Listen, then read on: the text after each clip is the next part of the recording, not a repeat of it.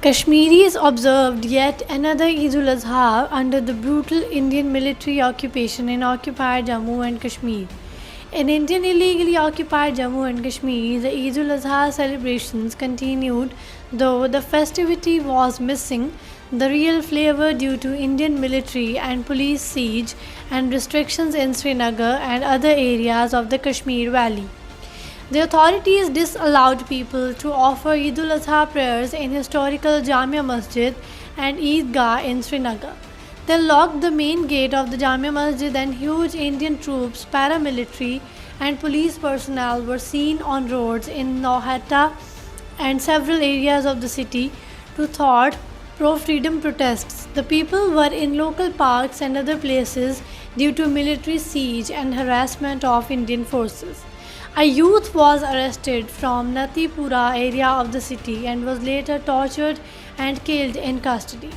People staged a sit-in protest with the martyred body in the area and demanded justice. On the other hand, the Indian authorities also not allowed people to offer Eid prayers at South Kashmir Eidgah in Islamabad, which historically witnesses one of the largest congregations in South Kashmir. The long history of Indian gross human rights violations in Iiojk is dotted with blood of innocent Kashmiris, cries of women, and wails of children. Human rights activists and journalists are being arrested and tortured for speaking the truth about atrocities of Indian government.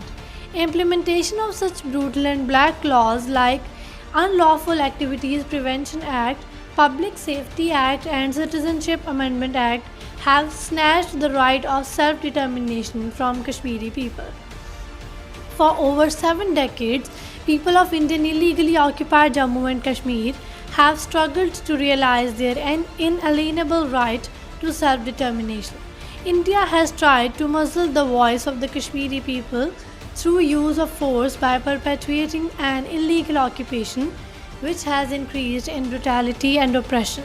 After 5th August 2019, responsible members of the international community must step forward and convince India to cease its human rights violations in Kashmir.